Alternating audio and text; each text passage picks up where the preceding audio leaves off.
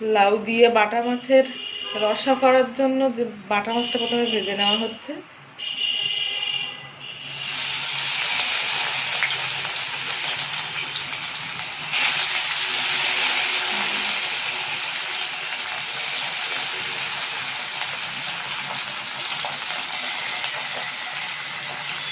প্রথমে তেলে ফোড়নের জন্য গোটা দিয়ে দিচ্ছে তেজপাতা, এবার পেঁয়াজ দিয়ে দেবে।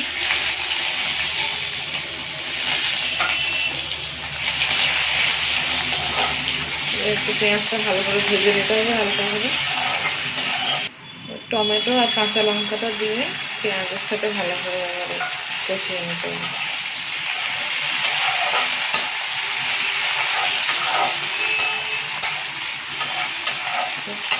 একটু ভালোভাবে কষাতে হবে।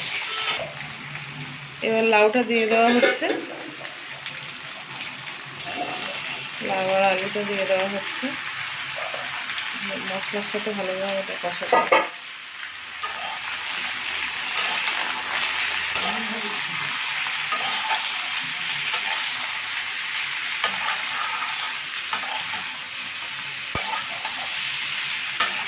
এবারে হালকা কষিয়ে নিয়েছে, তারপরে এবার লবণ, পরিমাণ মতো লবণ আর হলুদ দিয়ে দিতে হবে।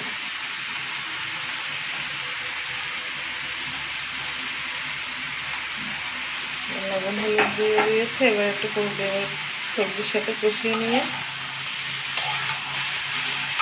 এর সাথে ভালোভাবে মিশিয়ে নিতে হবে, একটু কষাতে হবে। কষানো হয়ে গেছে লাউ আর আলুটা, পরিমাণ মতো জল দিয়ে দিতে হবে।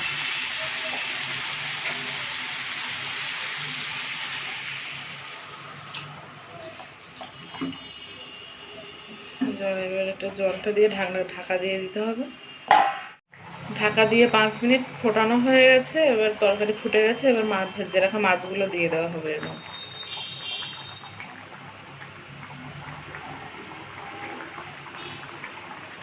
মাছগুলো দিয়ে আর একটু ফোটানো হবে ঢাকা দিয়ে।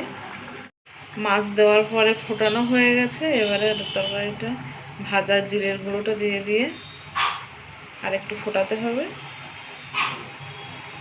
ভাজা জিরের গুঁড়ো দেওয়া হয়ে গেল, এবারে আর একটু ফুটিয়ে তারপরে নামাতে হবে। তরকারিটা হয়ে গেছে, এবার নামিয়ে নিতে হবে। লাউ আলু দিয়ে বাটা মাছের এই তরকারিটা অসাধারণ টেস্টি হয় খেতে।